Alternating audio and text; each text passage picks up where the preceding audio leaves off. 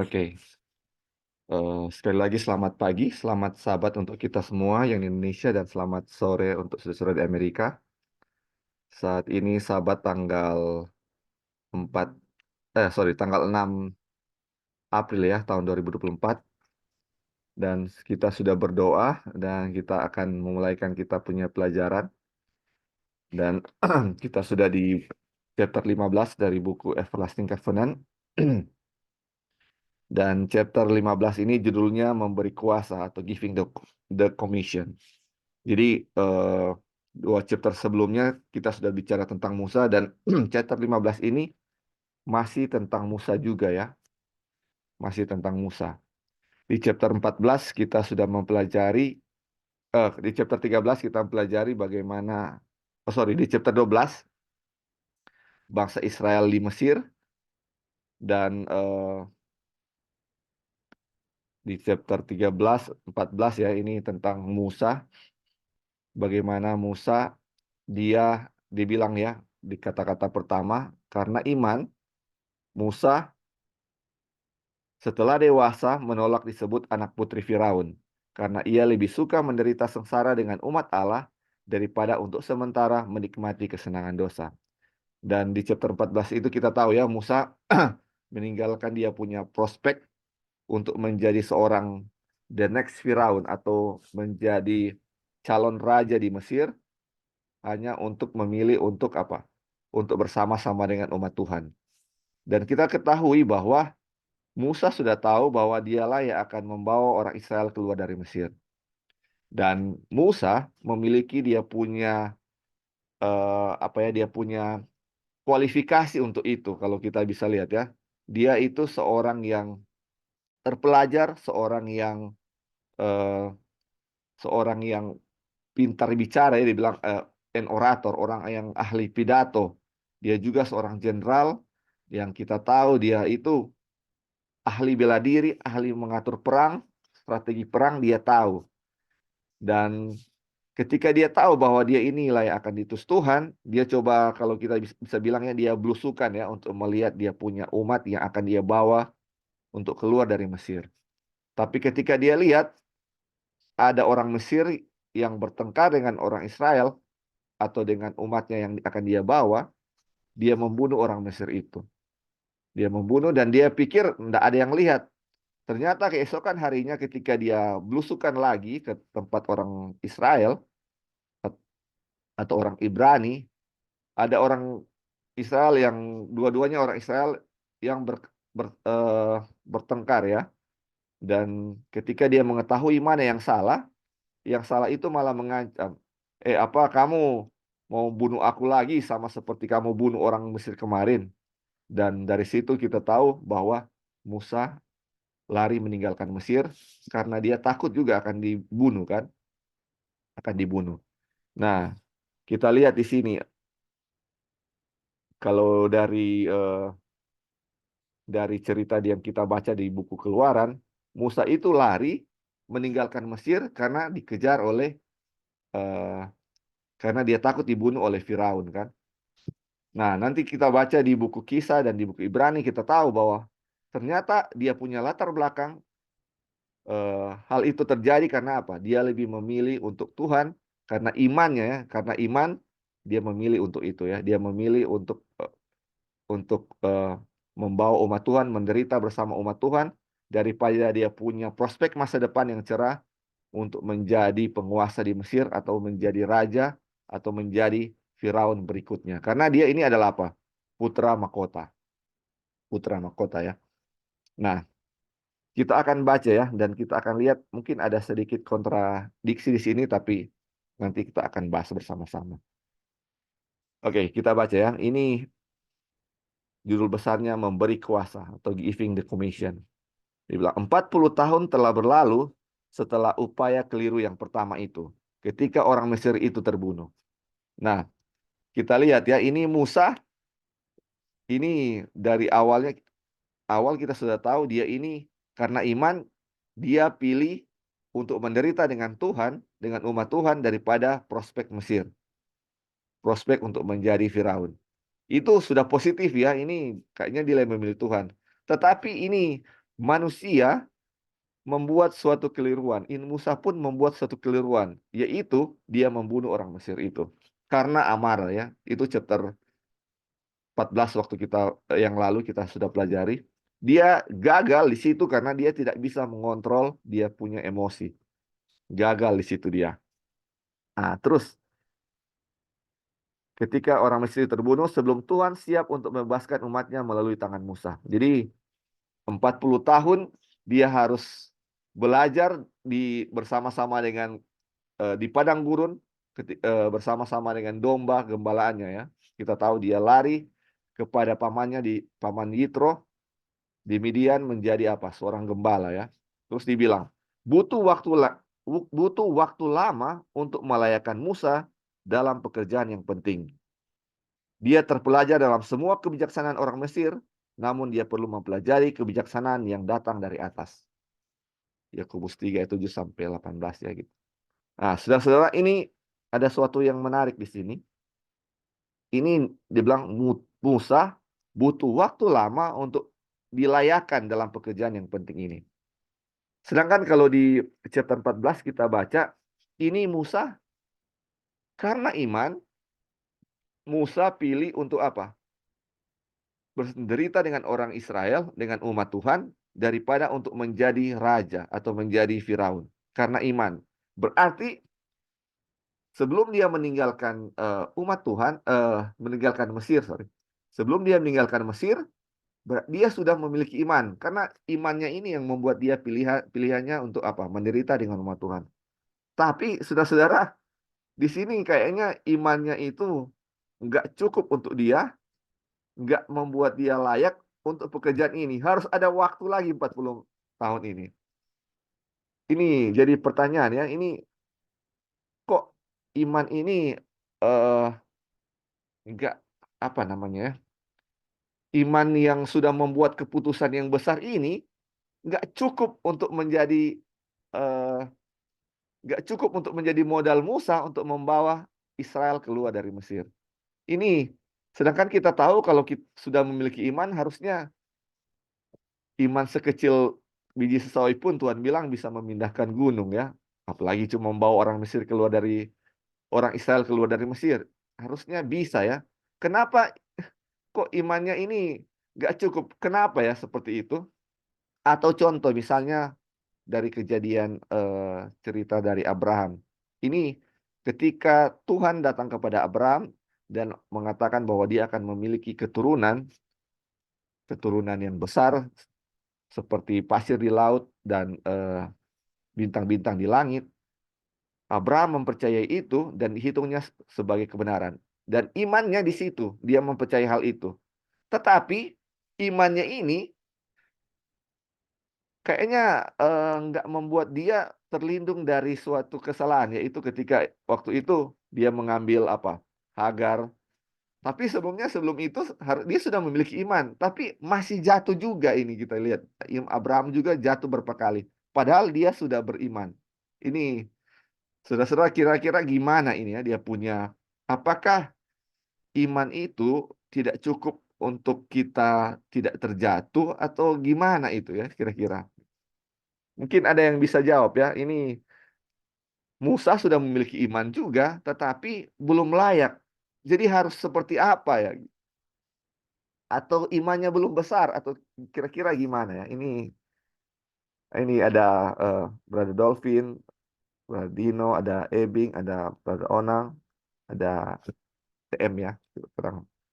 Kira-kira kenapa iman yang dimiliki Musa waktu itu yang besar sudah membuat keputusan yang besar tidak layak dalam pekerjaan untuk membawa bangsa Israel keluar dari Mesir. Kira-kira ada yang mau kasih tanggapan, saudara-saudara?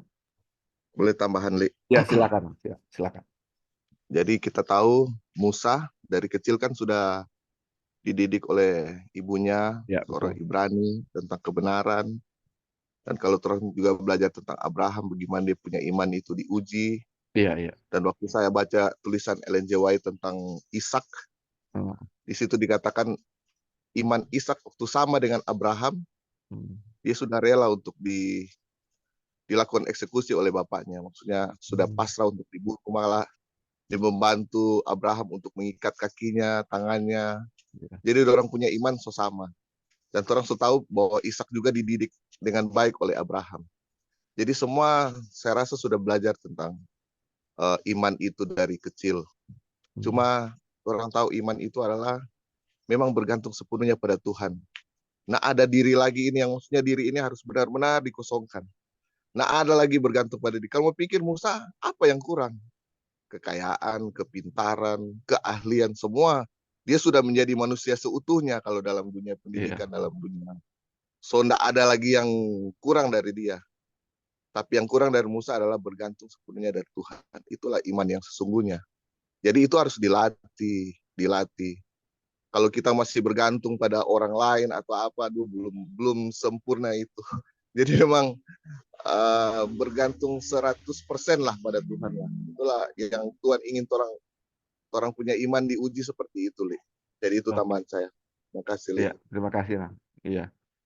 Jadi iman Musa sudah memiliki iman, tetapi itu harus diuji lagi ya. Kalau kita lihat mungkin dari apa yang orang bilang, yang mesti ada, atau mungkin perlu lagi ya untuk bergantung sepenuhnya, atau kurang kurang ya, harus sudah ada sedikit, perlu ditambah lagi. Oke, mungkin ada lagi ya, silakan.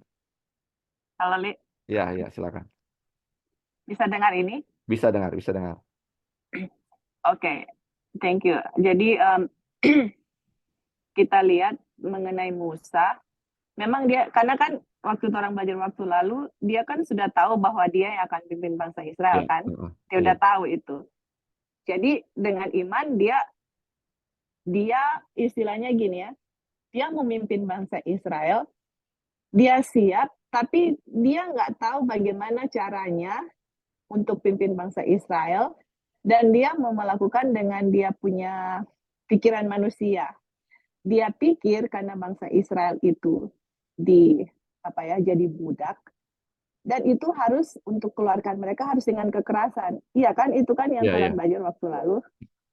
Jadi bisa saja bangsa Israel keluar dari Mesir dengan pimpinan Musa, dan menggunakan kekerasan karena Musa kan seorang pangeran. Jadi itu dia punya pikiran seperti itu, harus menggunakan tindakan kekerasan dengan kekerasan. Itu yang orang sudah belajar waktu lalu. Tapi cara Tuhan bukan begitu.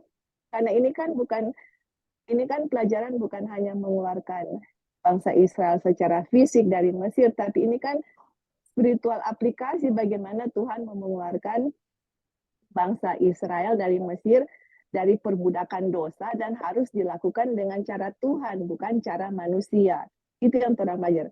Dan Musa tahu bahwa dia yang akan melakukan hal itu, dan dengan iman dia lebih rela untuk memilih untuk bersama-sama dengan bangsa Israel. Itu imannya Musa. Tetapi kita harus tahu bahwa Musa harus lebih belajar bagaimana cara Tuhan untuk mengeluarkan bangsa Israel dari Mesir. Karena Musa sudah dilatih selama 40 tahun di Israel dengan latihan dari pendidikan Mesir, menjadi pangeran, menjadi apalagi yang untuk perang itu jenderal, ya itu yang kita cari kata itu. Jadi cara berpikirnya itu beda. Semua harusnya dengan peperangan, mungkin dengan kekerasan untuk melawan bangsa Mesir atau untuk melawan bangsa-bangsa yang lain yang nanti akan menjadi musuh mereka untuk masuk tanah Kanaan. Itu bisa saja jadi pikiran Musa karena mentalnya sudah begitu, di Mesir dididiknya seperti itu. Jadi harus butuh waktu yang lama untuk mengeluarkan mentalitas seperti itu, untuk Musa menjadi seorang gembala, untuk Tuhan mendidik dia bahwa bukan cara itu Tuhan untuk mengeluarkan bangsa Israel dari Mesir. Ada cara Tuhan bagaimana Musa harus dilatih jadi gembala. Inilah bagaimana Tuhan mau untuk mengeluarkan bangsa Israel seperti seorang gembala memimpin domba-dombanya, seperti itu.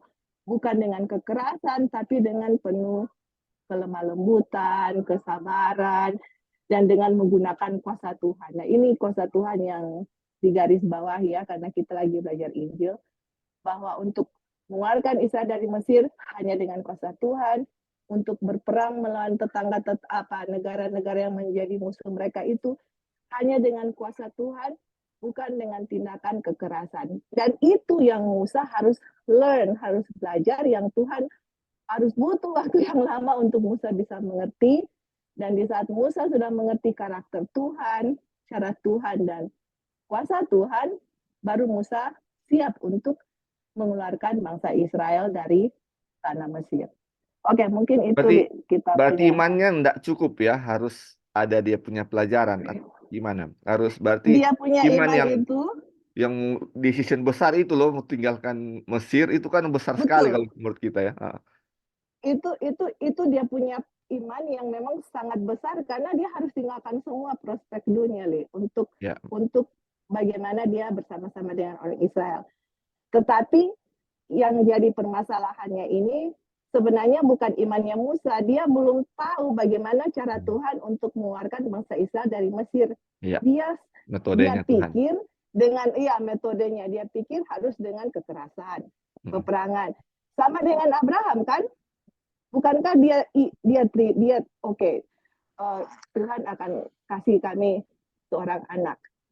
Tapi dia punya iman, dia imani bahwa Tuhan dia akan punya anak. Tapi karena nggak datang-datang, dia pikir dengan pergi di Hagar, itulah cara Tuhan. Sama dengan Musa, dia pikir dengan kekerasan. Jadi istilahnya ini Abraham beriman, Musa beriman, cuman kita punya persepsi mengenai Tuhan itu salah gitu. Abraham salah, Musa salah. Jadi mereka harus belajar dari pengalaman mereka untuk lebih mengenal lagi akan karakter Tuhan, bahwa kalau Tuhan bilang sesuatu, hanya dengan kuasa Tuhan yang akan melakukan itu, bukan dengan pikiran kita atau usaha-usaha manusia. Bagaimana mengeluarkan bangsa Israel, bagaimana mendapatkan Ishak. Itu semua atas kuasa Tuhan, tidak ada dengan kuasa kita. Itulah yang mereka harus belajar. Tapi iman mereka sudah ada, tapi mereka aja belum tahu metode atau cara Tuhan, atau belum mengenal Tuhan dengan sesungguhnya lah, seperti itu. Iya. Iya, oke. Thank you. Sudah ditangkap ya punya poin. Mungkin ada lagi yang mau tambahkan? Ya, silakan. Ya. Baik, terima kasih. Dari konteks iman ya, dari konteks iman yang setahu saya kita pelajari bahwa iman itu bertumbuh, dan iman itu bertumbuh seiring dengan ujian atau tantangan yang Tuhan berikan atau yang dihadapi oleh orang yang beriman tersebut. Jadi kapan iman itu bertumbuh? Ya, ketika ada tantangan-tantangan atau pencobaan atau ujian yang datang.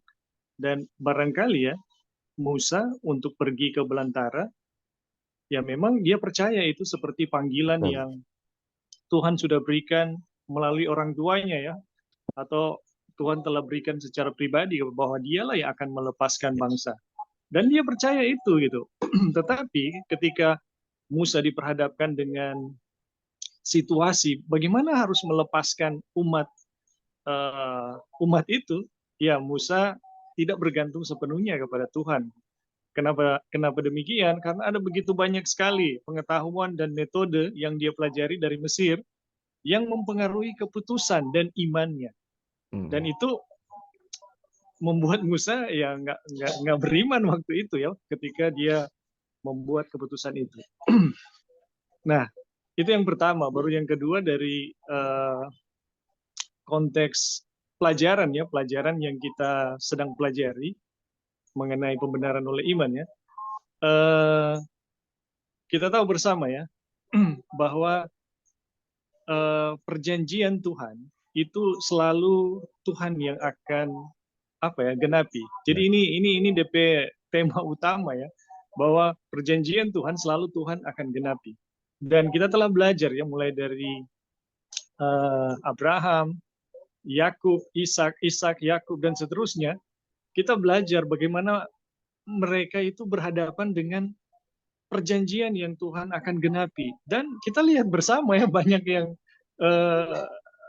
gagal gitu.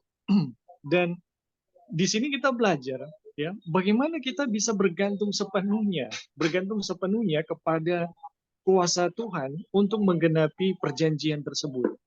Nah, teman-teman, ini adalah satu pelajaran sebenarnya tentang bagaimana kita mau beralih dari iman saya secara pribadi kepada iman Kristus ya. Iman Kristus adalah ketergantungan penuh ya terhadap kuasa Tuhan.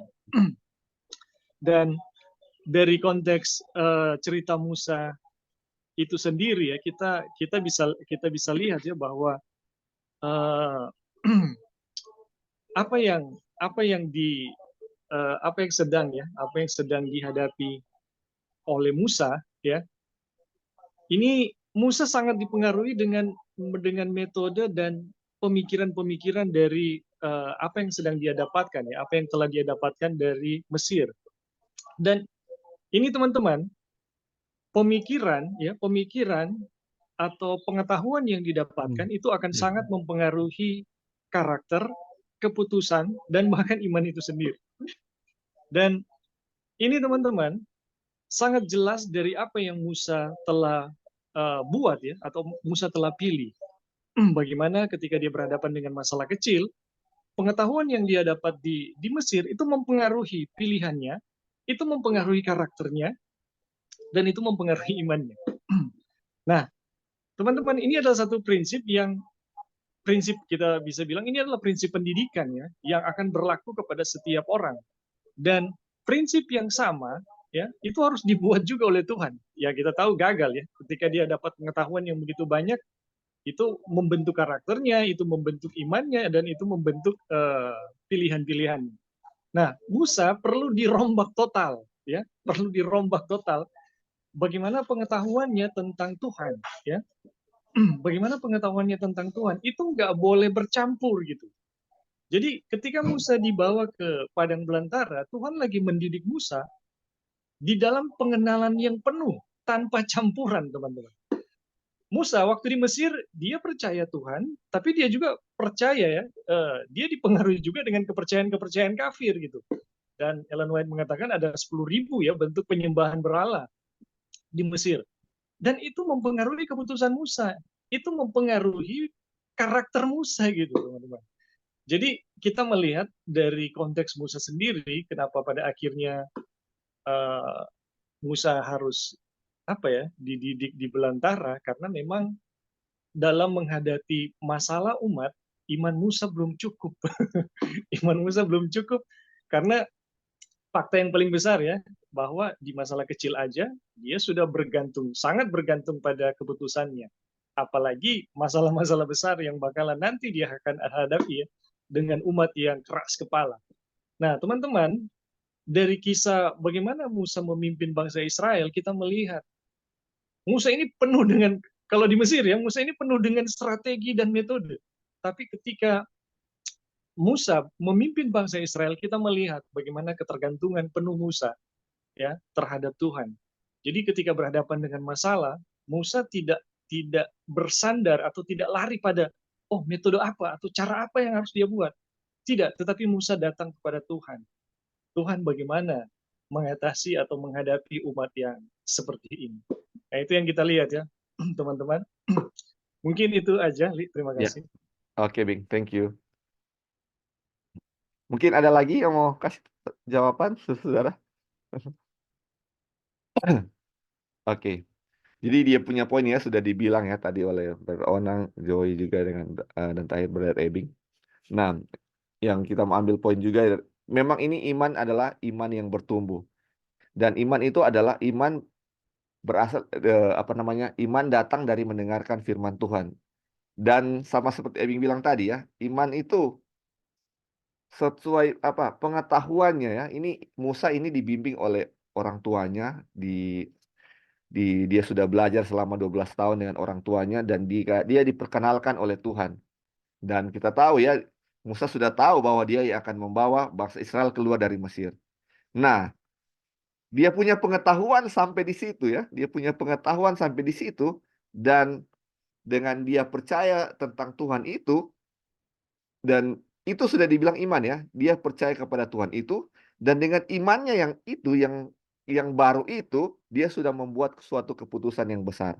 Tetapi masih banyak juga pengetahuan yang dia belum tahu ya. Banyak juga firman Tuhan yang dia belum ketahui, yang belum dia dengar, yang belum dia ketahui, yang bisa melayakkan dia ya untuk pekerjaan yang penting ini ya. Makanya dia perlu apa? Waktu lama untuk belajar di padang gurun. Jadi kayak orang ya yang baru mengenal Tuhan misalnya, dia baru tahu tentang misalnya, dia tahu firman Tuhan tentang misalnya jangan mencuri misalnya, dan dia percaya akan itu dan dia tidak mencuri. Dan itu yang dia tahu sampai di situ, tidak mencuri. Untuk misalnya memelihara sahabat, dia belum pernah dengar. Dan ketika dia melakukan apa yang firman Tuhan bilang, yang apa namanya, tidak mencuri itu, dengan imannya itu yang dia tahu itu firman Tuhan, dia melakukan itu, dia tidak mencuri, itu sudah diperhitungkan sebagai apa? Sebagai iman. Dan kalaupun Tuhan datang waktu itu, dia bisa diselamatkan dengan imannya itu ya, karena dia belum tahu yang lain. Dan kita lihat kalau misal ini Musa belum diajar tentang hal-hal yang ada yang penting yang Tuhan mau ajarkan kepada dia ya. Makanya di sini ya, dia terpelajar dalam semua kebijaksanaan orang Mesir, namun dia perlu mempelajari kebijaksanaan yang dari atas. Berarti dia belum mempelajari kebijaksanaan yang wisdom atau kebijaksanaan yang datang dari Tuhan. Harus ada pelajaran yang diberikan ya, yang akan menambah imannya kepada Tuhan. Dan makanya iman ini bertumbuh seiring dengan apa? Seiring dengan waktu di mana Tuhan memberi ujian-ujian kepada dia ya. Oke, kita lanjut ya. Kita membaca tentang Musa pada periode berikutnya dalam hidupnya, bahwa dia seorang yang lemah lembut di atas semua orang lain. Tetapi itu bukan watak alaminya. Nah, kita tahu ya, ini cerita orang yang paling lemah lembut di bumi ini, di dunia ini adalah Musa. Orang yang paling lemah lembut. Bahkan kita tahu ceritanya, dia bilang dia lebih baik namanya dihapus dalam buku kehidupan daripada Tuhan mau binasakan orang Israel ya. Waktu orang Israel eh, Tuhan bilang Tuhan akan membinasakan orang Israel dan mengganti umatnya dengan keturunan Musa. Musa bilang apa? Lebih baik apa? Dia punya nama yang dihapus daripada Tuhan mau binasakan orang Israel itu. Ini orang yang sangat pengasih, orang yang sangat lemah lembut yang kita ketahui. Tapi di sini dibilang apa? Sikap lemah lembut bukan watak alami dari Musa. Aduh, luar biasa ya. Dan kita tahu ya dari cerita Musa ini Musa ini tidak ada dia punya lemah lembut sama sekali. Bahkan ketika dia lihat orang Mesir dan orang Israel bertengkar, dia langsung bunuh itu orang apa? Mesir. Ini tidak ada karakter lemah lembut dalam dirinya ya. Terus dia bilang, pendidikan di istana di Mesir tidak layak dalam pengembangan kualitas kelembutan. Dari cara Musa pada mulanya menyelesaikan masalah kerja umatnya, kita melihat bahwa dia impulsif, ini meledak-meledak ya, dan sewenang-wenang. Pukulan itu mengikuti perkataannya. Jadi itu dengan dia punya, ketika dia membunuh itu, memukul itu, ya sesuai dengan yang dibilang ini ya. Terus dibilang, tetapi orang yang seharusnya memimpin anak-anak Abraham ke dalam warisan yang dijanjikan itu harus memiliki sifat-sifat yang sangat berbeda. Ini kalau kita baca dalam dia punya subjudul ini ya, dia punya paragraf ini, untuk memimpin bangsa Israel keluar dari Mesir harus memiliki suatu kelemah lembutan. Ini memimpin bangsa Israel, kita tahu ya. Kalau ini misalnya kita nggak tahu ya apa yang terjadi 40 tahun dengan bangsa Israel, mungkin masih bertanya-tanya. Tapi kita sudah tahu 40 tahun bangsa Israel itu seperti apa. Bayangkan kalau Musa itu tidak ada kelemah lembutan. Pasti ketika Tuhan bilang, aku akan membinasakan bangsa ini dan mengganti dengan keturunanmu, Musa bilang apa? Iya Tuhan, musnahkan saja bangsa ini dan ganti dengan keturunan. Karena ini orang Israel, aduh ini luar biasa, mereka punya kejahatan ya ketika dari perjalanan keluar dari Mesir ke tanah Kanaan. Luar biasa. Bayangkan kalau tidak ada kelemah lembutan, akan jadi apa mereka itu ya kalau Musa ini tidak memiliki kelemah lembutan. Ini bisa saja bangsa Israel tidak bisa sampai ke tanah Kanaan ya. Kalau Musa yang memimpin mereka itu seperti itu. Tapi kita tahu ya Tuhan yang memimpin mereka. Tapi kalau apa namanya orang yang Tuhan utus seperti itu bisa aja apa? Tertunda ya. Mungkin harus ada orang lain lagi yang Tuhan utus selain Musa ya untuk membawa bangsa Israel keluar dari Mesir. Ini jadi harus ada apa? Kelemah lembutan dari orang yang memimpin bangsa Israel keluar dari Mesir. Oke, ada yang mau tambahkan sejauh ini? Ini luar biasa ya. Harus ada kelemah lembutan. Oke, kita lanjut ya. Ini tentang kelemah lembutan. Jadi subjudulnya kelemah lembutan adalah kualifikasi yang diperlukan. Necessary qualification ya. Warisan yang dijanjikan kepada Abraham adalah bumi. Warisan itu harus diperoleh melalui kebenaran oleh iman. Tetapi kebenaran oleh iman tidak dapat dipisahkan dari kelemah lembutan roh. Kelembutan roh. Terus ayat dibilang, sesungguhnya orang yang membusungkan dada tidak lurus hatinya, tetapi orang yang benar itu akan hidup oleh iman. Jadi kita sudah pelajari ya yang tentang Abraham. Tuhan menjanjikan suatu tanah ya. Tanah kepada Abraham. Dan tanah itu adalah bumi ya. Bumi. Earth, tanah. Dan iya. Dan ini harus diperoleh oleh iman. Kita sudah tahu ya. Hanya yang orang yang beriman ia akan memiliki tanah itu, yaitu Abraham dan keturunannya ya. Terus kita baca ya dia punya inti. Karena itu Juru Selamat berkata, berbahagialah orang yang lemah lembut karena mereka akan memiliki bumi. Jadi ini orang lemah lembut ini ia akan memiliki warisan yang dijanjikan kepada Abraham, bahwa Abraham akan memiliki bumi. Dan hanya yang lemah lembut ia akan memiliki bumi. Mungkin kita pikir ini bumi sekarang ya, tetapi yang dimaksud ini adalah bumi atau tanah kekal, tanah perjanjian kekal yang akan datang ya. Karena yang dijanjikan kepada Abraham adalah tanah, tetapi kita tahu dari cerita Abraham sampai dia mati, dia tidak memiliki sejengkal tanah pun.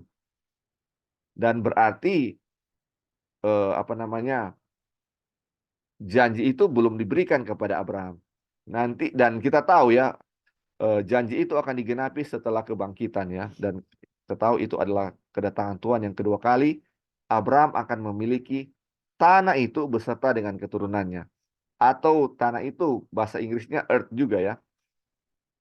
Jadi kalau bisa dibilang ya, berbahagialah orang yang lemah lembut karena mereka akan memiliki tanah ya, tanah yang sama seperti yang dijanjikan kepada Abraham.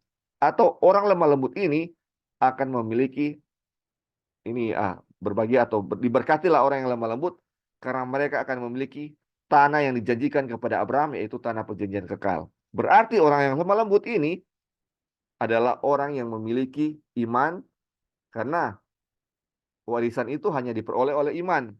Dan orang yang lemah lembut ia akan memiliki bumi. Berarti ini lemah lembut dan iman ini sesuatu yang tidak dipisahkan. Orang yang beriman akan memiliki memiliki bumi, orang yang lemah lembut memiliki bumi. Berarti iman dan lemah lembut itu tidak bisa dipisahkan. Harus sama. Jadi kalau dipisahkan iman dan lemah lembut itu nggak bisa ya untuk bisa memiliki bumi. Nih, contohnya Musa ya. Ini dia kita tahu dia memiliki iman yang mungkin sampai seperti itu, tapi kelemah lembutan belum dimilikinya. Karena kelemah lembutan bukan watak asli dari apa Musa. Jadi dia nggak layak untuk memiliki bumi karena atau membawa bangsa Israel keluar Mesir belum karena dia belum memiliki kelemah lembutan. Mungkin ada iman, tapi iman dan kelemah lembutan tidak bisa apa dipisahkan. Jadi ini harus ya, iman dan lemah lembut itu harus sama-sama. Terus kita lanjut ya. Dia bilang, dengarkanlah hai saudara-saudara yang kukasihi. Bukankah Allah memilih orang-orang yang dianggap miskin oleh dunia ini untuk menjadi kaya dalam iman dan menjadi ahli waris kerajaan yang telah dijadikannya kepada barang siapa yang mengasihi dia? Yakobus 2 ayat 5. Warisan yang dijanjikan yang mana bangsa Israel dibawa untuk mendapatkannya hanya dapat dimiliki oleh orang yang lemah lembut. Dan oleh karena itu, dia yang memimpin mereka dalam perjalanan itu harus memiliki sifat lemah lembut itu. Pengasingan selama 40 tahun di padang gurun sebagai gembala membawa perubahan yang diinginkan dalam diri Musa. Jadi 40 tahun apa yang Musa pelajari di padang belantara adalah memiliki sifat lemah lembut. Musa itu seorang yang impulsif atau meledak-ledak ya, yang eh, kita sudah baca. Musa itu memiliki sifat impulsif, meledak-ledak, dan apa tadi dibilang ya, eh, sewenang-wenang ya, atau arbitrary ya, itu apa yang dia suka dia bikin. Dan ini apa namanya, untuk menghilangkan sifat yang impulsif dan sewenang-wenang, apa yang disuka dia bikin, meledak-ledak, atau orang yang gampang emosian ya, kita bilang ini Musa ini orang yang gampang emosian, dan dia harus menghilangkan itu ya saudara-saudara. Berapa waktu yang diperlukan? 40 tahun Tuhan didik dia untuk mengubah dia dari karakter yang impulsif ke karakter yang meek atau lemah lembut. Aduh, ini luar biasa ya perjalanan, apa namanya?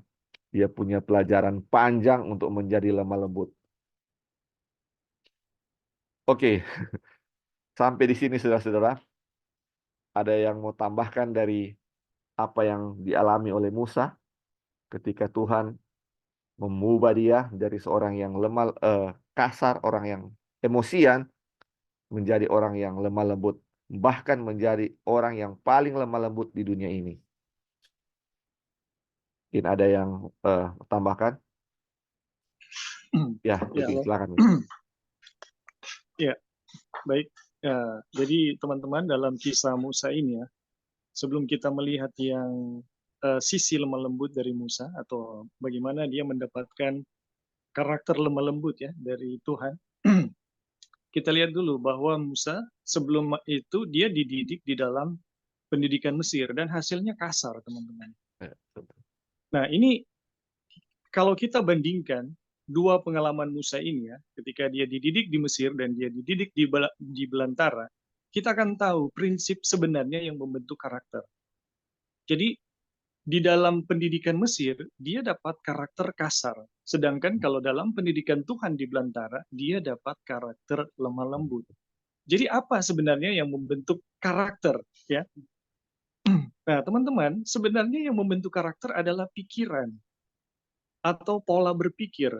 Nah, kita tahu bersama, di dalam pendidikan Mesir, prinsipnya sederhana ya, itu ada banyak sekali ya metode dan tapi prinsipnya sederhana. Apa yang sebenarnya didapatkan oleh Musa ketika dia dididik di dalam pendidikan Mesir itu adalah pikiran setan, teman-teman.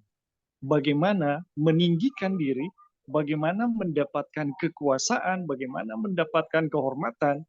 Pokoknya apa yang dipikirkan Lucifer, ya.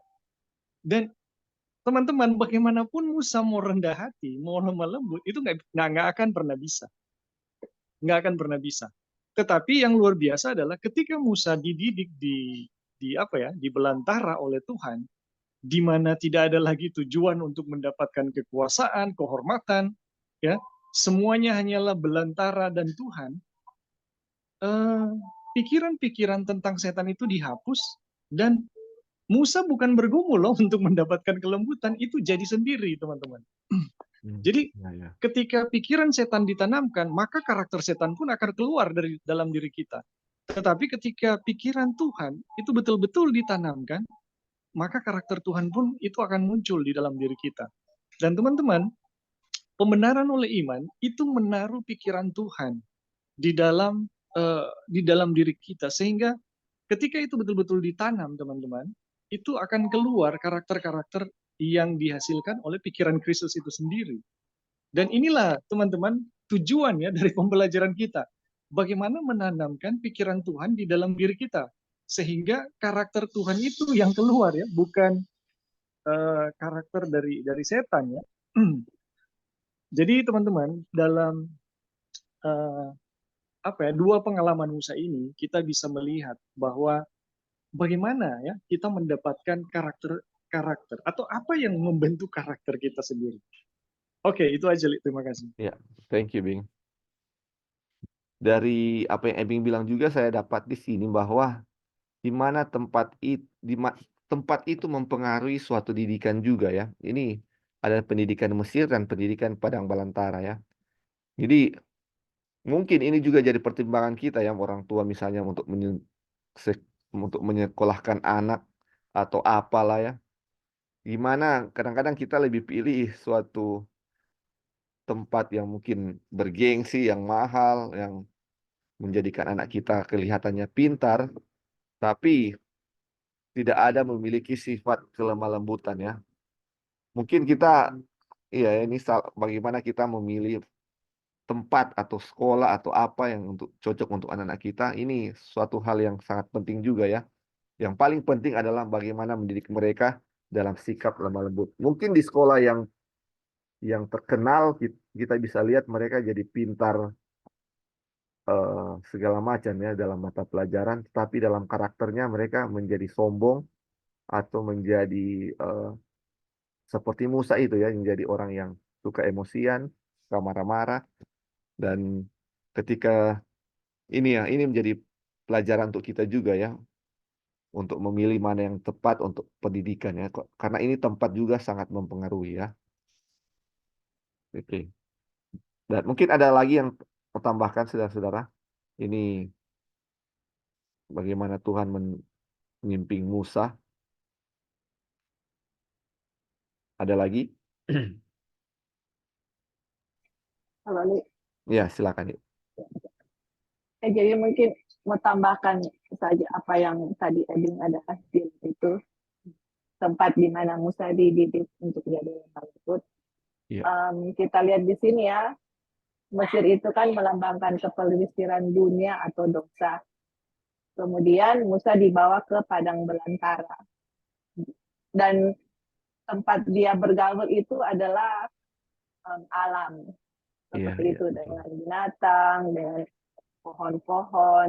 Jadi kita lihat di sini juga ya, makanya kan di Council dari Ellen White itu adalah membawa keluarga kita dari big city ke country living atau desa-desa yang terpencil. Karena salah satu tujuan country living itu adalah untuk kita lebih mengenal akan karakter Tuhan. Dan tadi sudah disinggung mengenai education atau pendidikan. Kita lihat di sini kalau kita baca tulisan Ellen White, dia bilang true education itu adalah untuk restore the image of God in man. Untuk mengembalikan lagi image atau karakter Tuhan di dalam manusia. Jadi kalau kita lihat pendidikan anak-anak kita, di mana kita mau kirim misalnya atau mau tempatkan, apakah dalam pendidikan itu mereka lebih mengutamakan akan kerohanian atau tidak ya. Jadi kalau kita lihat di sini, di public school misalnya atau di sekolah-sekolah umum kalau di Amerika, itu sedangkan mau disiplin anak-anak pun itu nggak bisa, ataupun mau berdoa itu kayaknya kalau kita nggak salah ya udah nggak bisa lagi seperti itu. Tetapi kalau di sekolah Advent, apalagi orang di sini yang di kampung small town di Amerika itu, mereka punya sistem pendidikan itu kita sangat hargai karena mereka lebih menomorsatukan akan religius atau rohani, sampai mereka juga mau buka bidang agriculture untuk anak-anak bisa tahu cara bertanam. Seperti itu ya yang mestinya yang Tuhan inginkan dan begitu. Jadi kita lihat dia punya faktor-faktor di mana lebih dekati alam. Kalau kita di kota besar, keluar dari kota besar, pergi ke desa-desa, atau kalau bisa tinggal di country living. Dan di situ kita lebih belajar mengenal karakter Tuhan. Karena Musa nggak bisa untuk memahami karakter Tuhan dengan sepenuhnya kalau dia masih tinggal di Mesir, karena pendidikan di Mesir itu yang tadi Ebing bilang ya sangat mempengaruhi cara kita berpikir, Ya. di mana Tuhan harus tanamkan karakternya, the mind of God in us, di kita manusia begitu. Jadi walaupun kita misalnya belajar mengenai righteousness by faith, bagaimana pikiran Tuhan ditanamkan di dalam kita manusia, Tapi kita lihat juga salah satu faktor yang penting ya yang akan menolong kita dalam pembentukan karakter adalah lingkungan atau situasi di mana kita itu tinggal gitu. Oke, thank you, Li. Hanya Ya, itu thank tambahan. you. Jadi ini sangat penting sekali ya bagaimana kita menjadi lemah lembut dan tempat itu di mana kita dididik itu sangat mempengaruhi ya. Dan lemah lembut ini tidak bisa dipisahkan oleh apa namanya tadi, oleh iman. Lemah lembut tidak bisa dipisahkan dari iman. Iman dan lemah lembut adalah suatu kesatuan dan orang yang lemah lembut, orang yang memiliki iman, ia akan memiliki bumi atau memiliki tanah warisan. Artinya apa? Itulah mereka yang akan mewarisi kerajaan surga, tanah yang dijanjikan kepada Abraham dan keturunannya. Jadi ini dia punya standar untuk memiliki itu adalah iman ya. Waktu di pelajaran Abraham kita cuma pelajari bahwa untuk memiliki tanah itu kita harus memiliki iman sama seperti Abraham. Nah, sekarang kita pelajari tentang Musa. Untuk memiliki tanah itu, kita harus mempunyai suatu kelemah lembutan sama seperti Musa. Dan pelajaran Musa ini sebenarnya menjadi suatu apa namanya? Jadi pengharapan bagi kita karena Musa yang orang paling lemah lembut di dunia itu awalnya dia punya nature-nya, dia punya alaminya bukan orang yang lemah lembut. Dan kita sudah tahu Musa itu orang yang bahasa Inggrisnya impulsif dan arbitrary ya. Orang yang meledak-ledak dan sewenang-wenang atau suka-suka hatinya. Dan itu kita tahu seperti dibilang Brother Ebing tadi, itu adalah pendidikan Mesir di mana dia orang yang emosian ya, apa yang dia mau dia bikin seperti itu ya. Dan uh, dan inilah yang selama 40 tahun dia dididik di padang belantara untuk menjadikannya orang yang lemah lembut karena bangsa Israel ini akan dibawa ke suatu tempat dan kita tahu bangsa Israel ini akan dibawa ke literalnya Kanaan, tetapi tujuannya sebenarnya bukan cuma literal Kanaan ya. Kalau dibawa ke literal Kanaan, Musa itu sudah layak ya dibilang waktu lalu ya. Musa itu sudah layak untuk membawa bangsa Israel keluar dari Mesir karena dia sudah mempunyai apa namanya? Dia itu seorang jenderal, dia ahli orator, ahli pidato atau ahli bicara. Sudah layak sebenarnya Musa. Tapi ini bangsa Israel akan dibawa bukan hanya kepada tanah Kanaan duniawi, tetapi Kanaan surgawi. Dan untuk membawa ke tanah Kanaan surgawi atau tanah yang dijanjikan kepada Abraham, tanah perjanjian kekal atau tanah kekal, harus lemah lembut. Dan makanya orang yang memimpin Israel itu ke tanah yang dijanjikan Tuhan itu secara spiritual harus memiliki sifat lemah lembut itu ya. Dan dia memerlukan waktu 40 tahun sebagai gembala untuk membawa perubahan yang diinginkan dalam diri Musa. Ini luar biasa ya. Memerlukan waktu yang lama untuk mengubah Musa layak untuk memimpin bangsa Israel. Oke, kita lanjut. Mungkin ada yang mau tambahkan sebelum kita akan mulai dengan subjudul baru? Li. Oke, ya silakan nih, silakan. Oke, tambahan satu aja. Jadi Ya. Kalau kita lihat betapa lamanya ya Musa itu dilatih oleh Tuhan untuk dia ready 40 tahun. Jadi itu sepertinya ada harapan untuk kita juga ya. Maksudnya orang semua punya karakter-karakter, apalagi kita punya karakter yang kalau kita lihat impulsif, arbitrary, seperti itu yang dideskripsikan oleh Musa seperti itu. Dan kita lihat bahwa Tuhan itu tidak pernah give up on us, nggak pernah menyerah ya sama kita. Begitu lamanya Musa dididik untuk jadi lemah lembut, sometimes, aduh Tuhan terima kasih karena maksudnya kita semua ini perlu untuk didikan supaya jadi lemah lembut karena hanya orang lemah lembut yang akan bisa memimpin ya bangsa Israel untuk masuk di tanah Kanaan. Dan kita lihat itu Musa itu juga direpresentasikan dengan kita-kita yang hidup di akhir zaman yang akan membawa orang-orang untuk keluar dari perbudakan dosa, ya kan? Dan orang semua ini lagi dipersiapkan untuk pekerjaan yang besar, untuk langkrai nanti untuk diberikan ke dunia karena Mesir itu melambangkan dunia.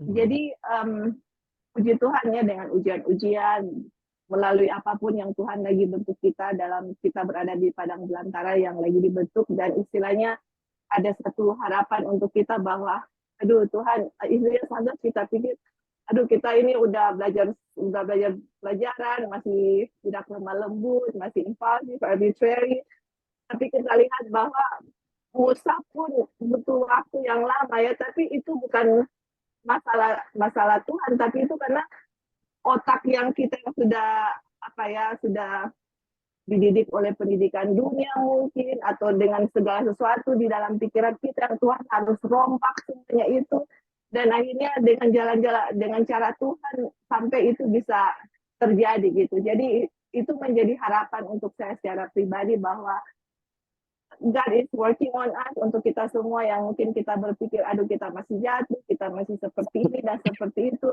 Ingat ya teman-teman, membutuh waktu 40 tahun untuk Musa ready. Jadi masing-masing kita ada waktu yang Tuhan mau istilahnya ada waktu yang Tuhan lagi bekerja dalam kita, selama kita sadar akan kita punya kekurangan, ketidaklemah lembutan, ketidaksabaran, dan segala sesuatu kekurangan kita pribadi masing-masing kita tahu.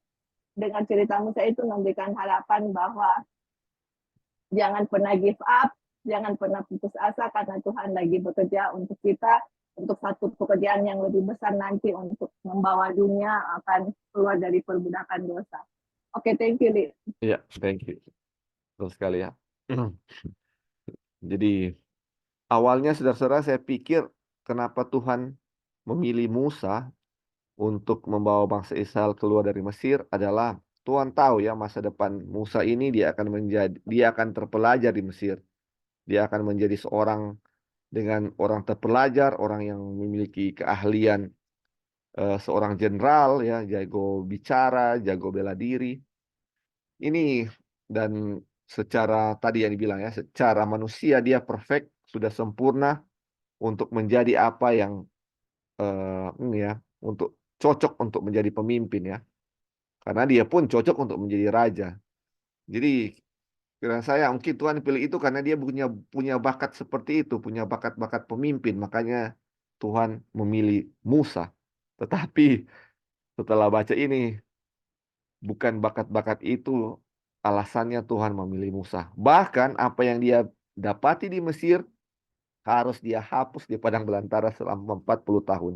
Karena mungkin dengan sifat-sifat yang dia miliki atau dia pelajari itu, dia menjadi orang yang apa? Emosian, orang yang impulsif ya. Karena merasa dirinya hebat ya. Orang-orang seperti itu kan merasa karena diri mereka hebat kan. Makanya mereka memiliki sifat-sifat seperti itu. Makanya setelah pengasingan 40 tahun dia banyak apa? Dia banyak belajar tentang menjadi rendah hati ya. Menjadi rendah hati. Apa yang dipelajari di Mesir saya rasa dihapus semua di padang belantara. Menjadi orang yang lemah lembut. Oke. Ada lagi? Kalau enggak kita akan maju ya.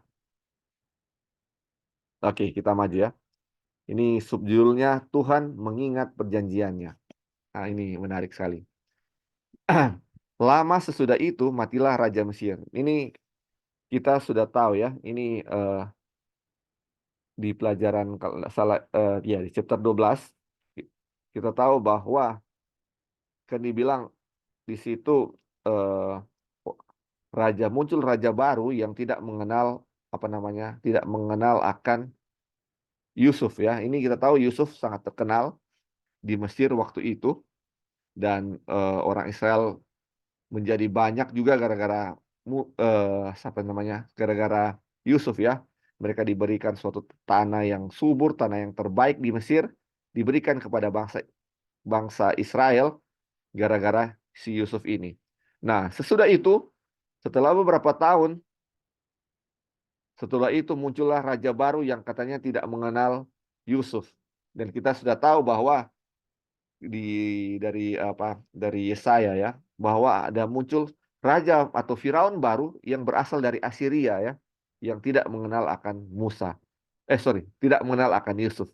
Dan disitulah ketika raja itu melihat bahwa orang Israel sudah mulai lebih banyak dari orang Mesir, maka dia akan menekan itu orang Israel ya, dia menekan orang Israel dengan membunuh dia punya anak-anak dan memperbudak mereka, yang membuat mereka tersiksa ya. Nah, ini dia punya keterangan. Dia bilang, dan orang Israel mengeluh karena perbudakan dan mereka berseru-seru sehingga teriak mereka minta tolong karena perbudakan itu sampai kepada Allah. Nah, ketika orang Israel sudah diperbudak oleh orang Mesir, ini mereka sudah mulai mengeluh kepada Tuhan, berseru-seru, minta tolong, dan itu didengar oleh Tuhan. Terus dibilang, Allah mendengar mereka mengerang, lalu ia mengingat kepada perjanjiannya dengan Abraham, Ishak, dan Yakub. Kita tahu ini sudah menjadi nubuatan sebelumnya ya kepada Abraham, bahwa dia akan kembali ke tanah Kanaan. Tetapi sebelum kembali ke tanah Kanaan, umat Tuhan itu akan diperbudak selama, kalau tidak salah, 450 tahun ya. Baru mereka akan pergi ke tanah yang dijanjikan Tuhan itu. Itu sudah menjadi nubuatan. Dan ini bahasanya ini ya. Dia bilang, ketika Allah mendengar mereka mengerang atau mereka mengeluh berseru-seru karena sudah siksa ya di sana, lalu Tuhan mengingat kepada perjanjiannya dengan Abraham, Ishak, dan Yakub. Ini kata mengingat ini kayaknya kayak seperti mengarah ke kata negatif ya. Ini berarti Tuhan lupa dengan dia punya perjanjian dengan Abraham. Kalau misalnya bangsa Israel tidak berseru-seru minta tolong, mungkin akan lupa dengan apa yang Tuhan janjikan kepada Abraham. Atau mungkin seperti apa ya saudara-saudara ya, kalau mereka nggak minta tolong, Tuhan lupa. Apa Tuhan bisa lupa dengan apa yang dijanjikannya kepada umatnya? Kira-kira kenapa bilang Allah mengingat? Berarti dia sudah lupa apa yang dijanjikan kepada Abraham. Mungkin ada yang mau tanggapi? Apa Tuhan lupa dengan apa yang dia sudah janjikan kepada umatnya atau kepada Abraham? Nanti ketika bangsa Israel berseru, baru dia ingat. Mungkin ada yang mau jawab waktu dia punya pertanyaan ini. Ini seolah-olah Tuhan lupa dengan apa yang dia janjikan kepada umatnya, kepada Abraham.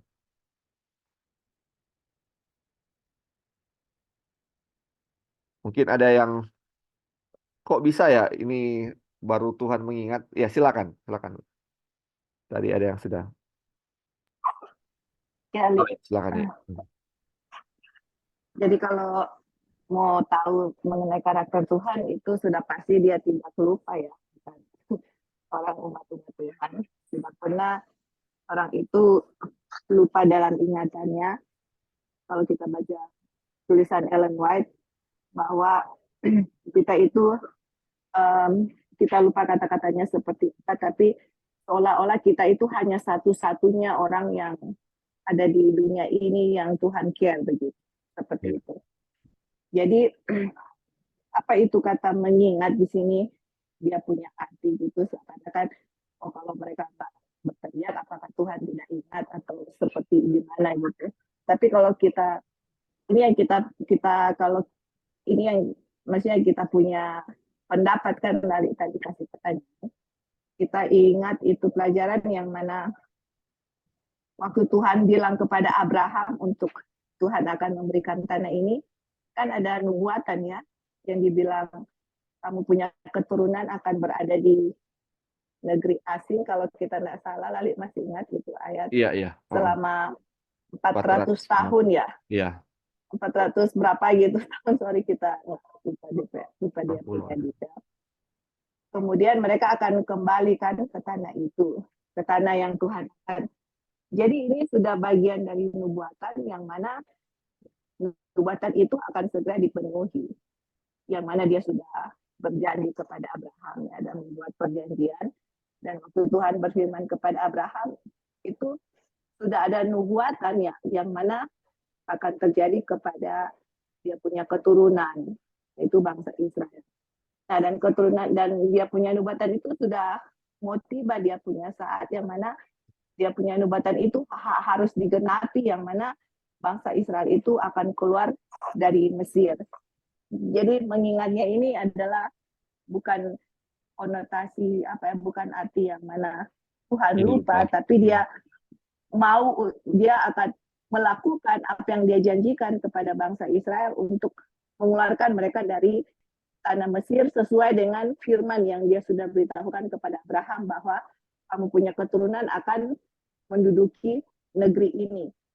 Entah apakah mereka mau, entah apa waktu mereka mau diperbudak atau mereka tidak diperbudak atau apapun kondisinya, Tuhan ingat akan perjanjian itu bahwa dia sudah berjanji kepada Abraham bahwa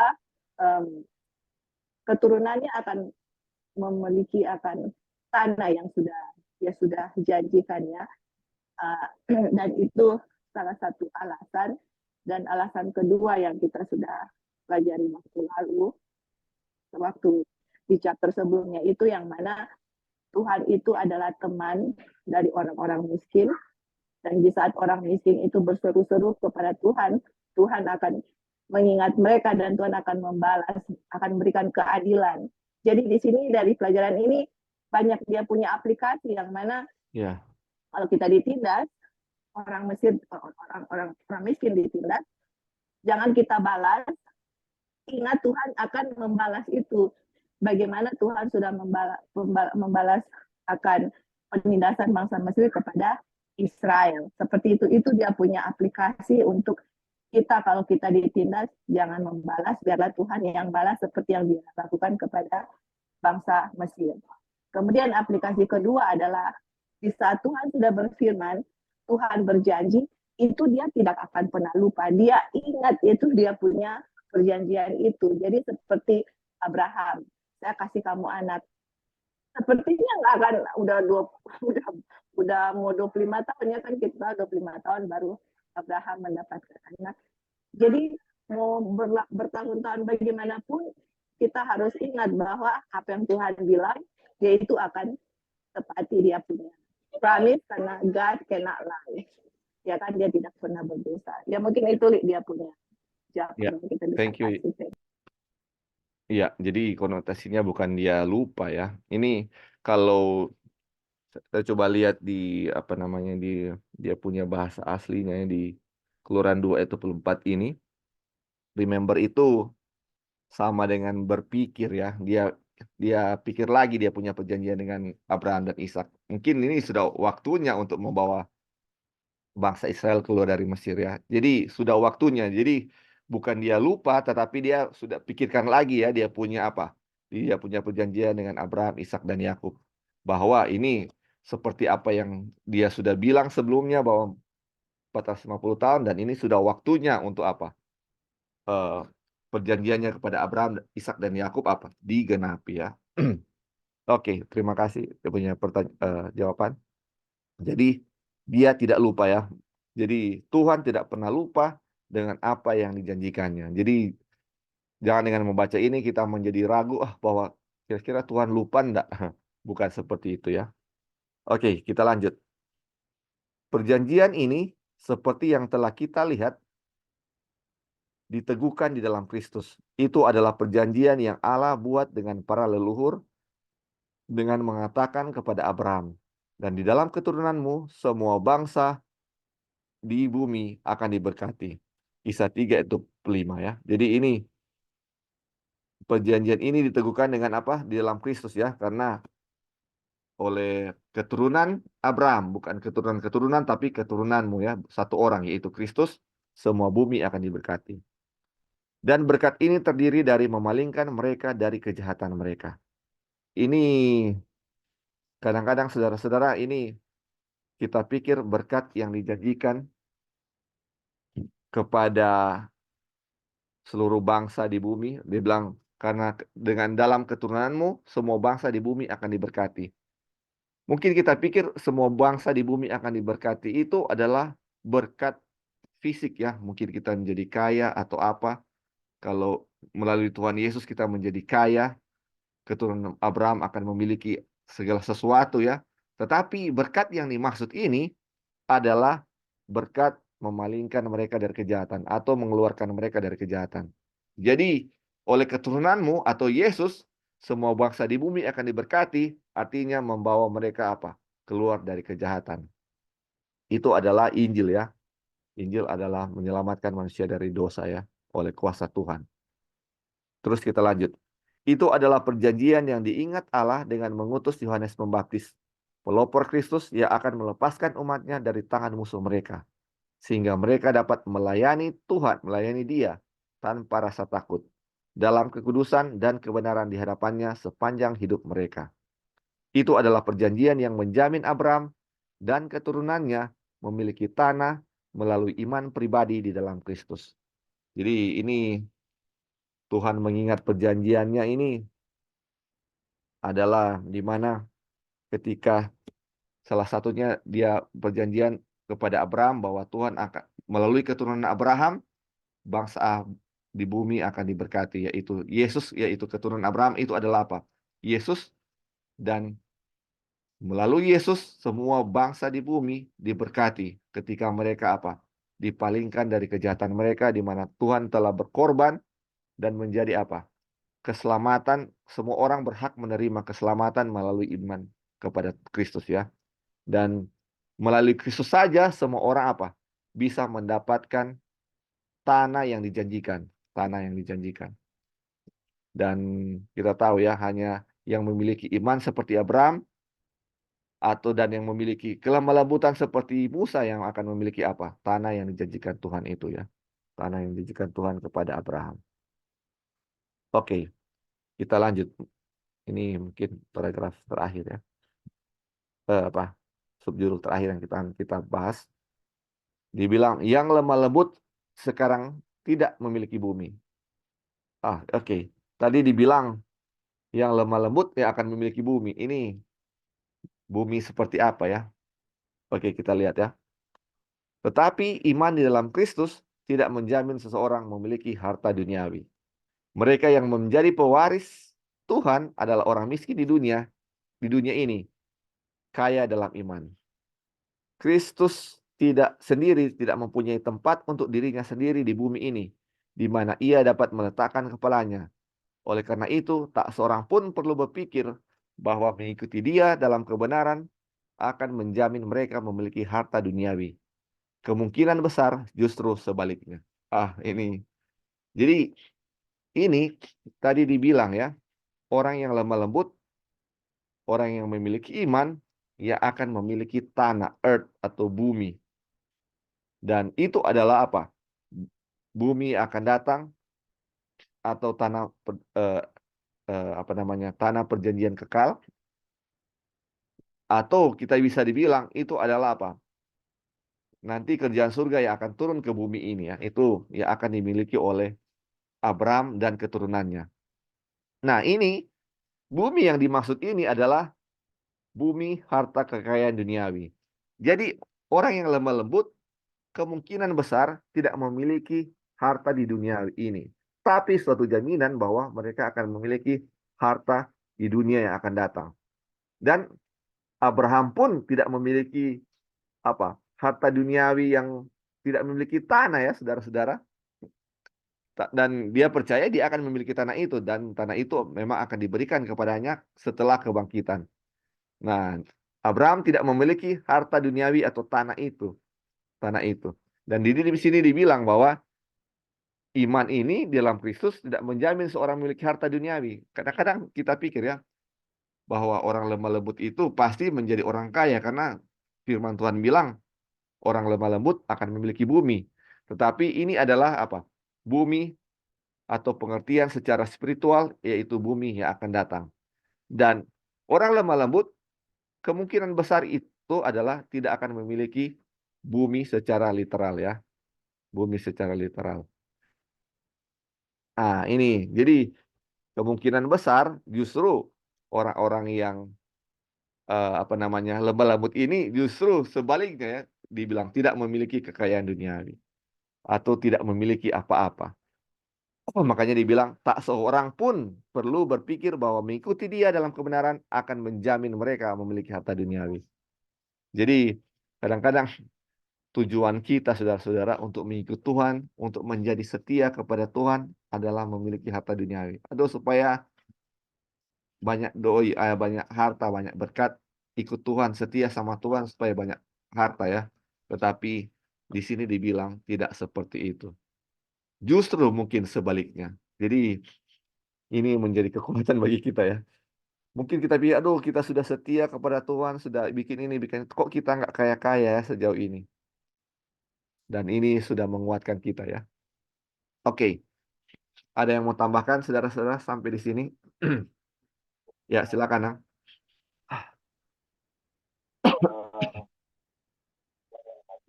Eh, kurang jelas Nang di suara, mungkin yang lain bisa dengar.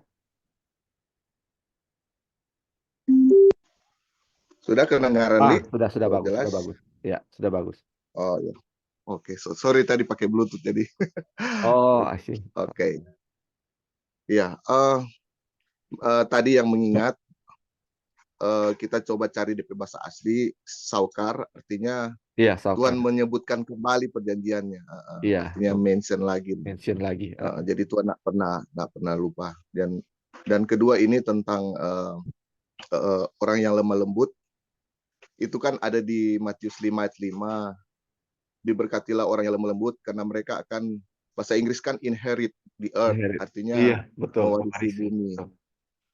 Dan kita tahu yang lemah lembut itu, orang yang lemah lembut di dunia adalah Musa. Sekarang Musa di mana, Li? Di surga. Nah, itu dia. Itu aja, Li, tambahannya. Oke, thank you. Jadi iya ya, orang lemah lembut, iya. Karena pasti, ya ini ya, menarik ya. Tadi kan dibilang orang yang beriman akan memiliki bumi kan. Orang yang lemah lembut akan memiliki bumi. Abraham, bapak segala orang beriman, tetapi dia masih belum dibangkitkan ya saudara-saudara. Mungkin dengan ini apakah dia kelemah lembutannya belum ada atau seperti apa? Justru Musa ini yang walaupun dia sudah mati, dia dibangkitkan dan apa? Masuk kerajaan surga. Ini ada hal-hal yang mungkin menjadi pertanyaan kita ya, yang mungkin apa namanya? Mungkin tidak perlu kita bahas, tapi ini ya perbandingan Abraham dan Musa. Musa ini sudah di surga karena dia menjadi orang lemah lembut. Berarti dia lemah lembut dan iman tidak bisa dipisahkan. Dan ini dia sudah memiliki apa? Bumi atau inherit the earth atau sudah memiliki kerajaan surga ya. Tapi Abraham pun menjadi jaminan dia akan memiliki tanah itu juga ya. Walaupun tidak secepat apa yang dimiliki Musa, dialami Musa ya. Oke. Ada lagi? Kita lanjut ya. Oh ya, silakan Mik. Silakan Mik. Ya. Ya, boleh turun ulang nih. Okay. Ya. Jadi teman-teman di sini kita belajar ya, mereka yang menjadi pewaris Tuhan adalah orang miskin di dunia ini, kaya di dalam iman. Iya. Jadi kalau kalau dibawa ya, kemungkinan besar justru sebaliknya ya. Jadi Kristus sendiri tidak mempunyai tempat untuk dirinya sendiri di bumi di mana ia dapat meletakkan kepalanya, dan oleh karena itu tak seorang pun perlu berpikir bahwa mengikuti dia dalam kebenaran akan menjamin mereka memiliki harta duniawi. Ya, kemungkinan besar justru sebaliknya. Nah, ini tidak memastikan ya teman-teman. Karena bisa saja ya ada orang-orang tertentu yang digunakan Tuhan untuk seperti yang kita bicarakan kemarin ya, itu memiliki karunia atau talenta kekayaan untuk membantu pekerjaan Tuhan ya. Dan teman-teman di sini, kalaupun misalnya kita mau bicara kemiskinan itu yang dibicarakan di sini adalah miskin tetapi kaya iman. Bukan miskin tapi nggak beriman loh teman-teman. Betul. Ini fatal, kita udah miskin nggak ada iman. Waduh, ini fatal nih.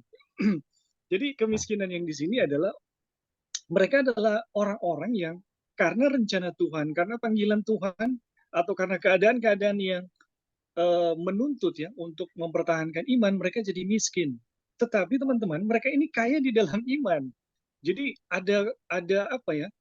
Kuasa, ada bukti penyertaan Tuhan yang selalu mengikuti orang-orang yang miskin tapi kayak iman ya.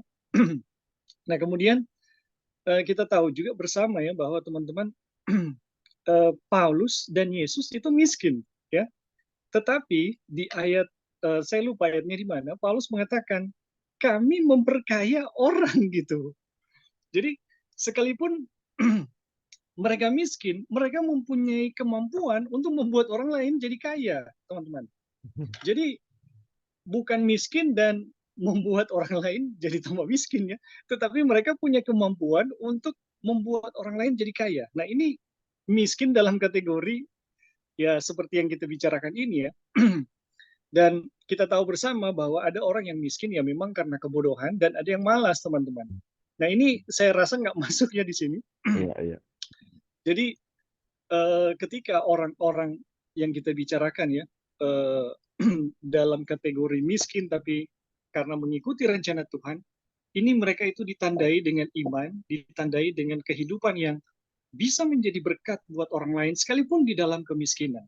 Bukan karena malas ataupun karena ya nggak belajar ya bodoh gitu. Amsal bilang memang kalau orang nggak ada hikmat, ya kemiskinan yang akan menantikan kita gitu. Iya, betul. Dan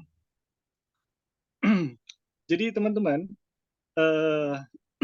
ini bicara kemiskinan ya.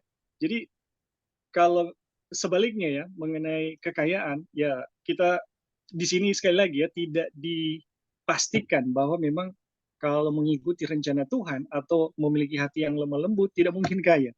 Ya, bisa saja teman-teman. Tetapi bisa saja ya dalam kondisi-kondisi yang memang ketika kita sepenuhnya mengikuti rencana Tuhan, apa yang kita miliki itu akan dilepas ya, akan dilepas dan kita nggak akan merasa masalah ya ketika melepas apa yang telah menjadi milik kita seperti Musa ya teman-teman. Seperti Musa itu bisa dibilang memiliki segalanya ya. Dan kemungkinan yang sangat besar Musa bisa dapatkan. Tetapi karena iman ya Musa itu bisa melepaskan dan memilih untuk hidup tanpa apa-apa ya. Tetapi itu sekali lagi karena iman. Mereka miskin tetapi kaya dengan iman. Oke, itu aja Li, terima kasih. Ya, thank you, Bing. Ini contoh Musa ya, kembali lagi ke Musa. Dia ini justru sebaliknya, dia ketika memilih untuk menjadi pelepas umat Tuhan, dia menjadi orang yang nggak kaya ya. Kalau dia pilih Mesir, pasti kaya raya. Sudah menjadi orang yang paling kaya di dunia. Tapi ini ketika dia didik menjadi lemah lembut, aduh, dia menjadi orang yang ini ya, sebaliknya, bukan kaya, tetapi jadi seorang gembala, bukan seorang yang kaya ya. Mungkin bisa makan, tapi tidak kaya ya, atau tidak mempunyai harta duniawi ya, saudara-saudara, seperti itu. Tetapi menjadi yang lemah lembut. Miskin di dunia, tetapi kaya dalam iman. Itulah yang dimiliki Musa ya. Oke. Kali boleh tambahan sedikit. Oh ya, silakan, silakan. Oke. Cuma mau luruskan aja tadi. Jadi tadi yang dimaksudkan di Matius 5 itu adalah berbahagia orang yang lemah lembut, dia akan inherit the earth, artinya mewarisi bumi, tapi bukan bumi yang sekarang ini. Iya, iya, betul. Bukan bumi yang sekarang ini. Karena di sini tadi yang sudah ditulis, ini orang punya bacaan, dunia ini sedangkan Yesus pun tidak ada tempat untuk meletakkan kepala, ada kekayaan. Artinya orang akan mewarisi bumi yang akan datang. Karena orang tahu semua yang orang mau bawa ke dunia yang baru adalah orang punya karakter kan. Dan Yesus juga bilang kalau mau belajar lemah lembut ya belajarlah daripada aku. Karena aku lemah lembut dan rendah hati. Jadi itulah mungkin yang dimaksud tadi mewarisi bumi, artinya kalau bilang mewarisi berarti bukan yang sekarang lah, yang akan datang. Itu aja Li, tambahan Li. Iya, thank you. Ya, jadi kepada Abraham juga dijanjikan untuk mewarisi ya tanah, mewarisi inherit ya, mewarisi tanah ya, dan kita tahu itu adalah tanah perjanjian kekal yang akan datang setelah kebangkitan. Nah, ini juga orang yang lemah lembut, mungkin mereka akan miskin di dunia ini, tetapi mereka akan memiliki apa? Menjadi pewaris tanah sama seperti yang dijanjikan kepada Abraham ya. Oke, kita lanjut ya. Ini paragraf terakhir. Poin-poin ini penting untuk diingat ketika kita memikirkan pembebasan Israel dari Mesir dan perjalanan mereka ke tanah Kanaan. Hal-hal tersebut harus diingat dalam mempelajari seluruh sejarah Israel. Jika tidak, kita akan terus-menerus melakukan kesalahan yang sama seperti yang dilakukan oleh umatnya yang tidak menerima dia ketika dia datang. Karena dia tidak datang untuk mendahulukan kepentingan duniawi mereka. Jadi, saudara-saudara, ini menjadi pelajaran untuk kita ya. Ini kembali lagi ya. Jangan kita mungkin memilih untuk setia kepada Tuhan karena kita mengharapkan suatu berkat duniawi ya. Nggak salah kita memiliki berkat duniawi, tetapi jangan kita punya motif seperti itu. Makanya kalau kita punya motif seperti itu, kita akan sama seperti secara bangsa Israel, di mana mereka apa? Menantikan kedatangan Tuhan. Mereka pikir Kristus yang dijanjikan itu akan menjadi raja, dan mereka akan membawa kemerdekaan kepada bangsa Roma, dan dengan kemerdekaan kepada bangsa Roma itu mereka menjadi makmur ya, bangsa yang makmur. Tapi ketika apa yang mereka harapkan berlawanan dengan yang kenyataannya, bahwa yang dijanjikan itu, Kristus yang dijanjikan itu, atau Mesias yang dijanjikan itu lahir dari kandang binatang, bukan seorang raja, mereka jadi kecewa walaupun sudah banyak tanda yang menyatakan bahwa itu adalah Mesias, itu adalah Yesus yang dijanjikan, yang lama mereka nanti-nantikan. Tapi karena tidak sesuai ekspektasinya, mereka tidak percaya. Dan akhirnya apa ya, saudara-saudara? Mereka tidak bisa menerima apa yang berkat yang Kristus telah berikan kepada mereka ya, atau Kristus bawa. Karena mereka apa? Lebih mementingkan kepentingan duniawi mereka. Jadi ini menjadi pelajaran untuk kita ya. Hendaklah kalau kita misalnya mau setia kepada Tuhan, mau melakukan menjadi lemah lembut atau mau memiliki iman, janganlah dia punya ujung-ujung adalah mengharapkan apa? Mengharapkan sesuatu di dunia ini ya, mengharapkan sesuatu kekayaan, berkat duniawi. Itu tidak salah kita memiliki berkat duniawi, tetapi kalau kita punya motif seperti itu, kita akan menjadi apa? Sama seperti bangsa Israel yang akan menerima kekecewaan ya, karena tidak sesuai dengan harapan kita. Oke, ini sampai di sini mungkin kita punya bacaan atau kita punya pelajaran. Kita akan lanjut besok di paragraf 176, paragraf 2 ya. Oke, sebelum tutup saudara-saudara, mungkin silakan ada yang mau kasih tambahan atau tanggapan, pertanyaan sebelum kita akan tutup dengan doa. Silakan, Bing. Ya. Ya, teman-teman, jadi ini kalimat di bawah sangat jelas ya. Jadi karena dia datang untuk mendahulukan kepentingan, Dia tidak datang. tidak datang untuk mendahulukan kepentingan duniawi mereka. Jadi teman-teman, ini bukan berarti Tuhan itu buta terhadap kebutuhan manusia gitu. Tetapi sebenarnya Tuhan juga peduli teman-teman dengan keadaan manusia ya. Tuhan sangat tahu kita membutuhkan apa, makanan, pakaian, dan dan lain-lain ya teman-teman. Tetapi dalam hal ini yang Tuhan inginkan adalah bagaimana kita memprioritaskan sesuatu gitu. Dan tadi Lali juga sudah sempat ya, bagaimana supaya kita nggak ada motif gitu. Jadi ketika kita mengikuti Tuhan, kita betul-betul mengikuti Tuhan. Iya. Dan kita percaya bahwa Tuhan itu akan melakukan yang terbaik untuk kita. Dan teman-teman, ketika kita percaya sepenuhnya, kita tidak percaya kepada Tuhan yang akan menindas kita, ya seperti bangsa Mesir ya. Tetapi yang kita tahu, Tuhan ini akan membuat yang terbaik untuk kita. Dan itu menurut saya, teman-teman, termasuk berkat-berkat duniawi, termasuk apa yang dicari-cari oleh bangsa-bangsa. Itu kalau kita baca di Matius pasal 6 ya, bangsa-bangsa kafir yang tidak mengenal Allah, itu pun sebenarnya Tuhan bisa kasih gitu teman-teman. Nah, yang menjadi persoalan adalah bagaimana kita mengutamakan ya, apakah kita mengutamakan Tuhan, kebenarannya, dan kerajaannya, atau kita mengutamakan dunia dan segala kepentingannya. Nah teman-teman, kalau kita mendahulukan ya, dunia dan semua kepentingannya, Nah, kita tahu bersama ini contohnya sudah sangat jelas ya, seperti Musa ya. Hasilnya itu jelek sekali, teman-teman. Ya, kasar. Ketika dia melihat metode bagaimana menyelesaikan pekerjaan Tuhan, dia referensinya adalah metode-metode duniawi Ya, yang tidak sesuai dengan betul. firman Tuhan. Ini yang terjadi, teman-teman. Dan kemudian filsafat ya, filsafat dalam kekayaan itu, filsafat dunia ya, sehubungan dengan kekayaan itu jelek sekali, teman-teman. Kalau Anda tidak memakan, Anda akan dimakan. Itu salah satu contoh ya. Dan bagaimana mungkin kalau kita tidak buat kekerasan kita mau kaya gitu.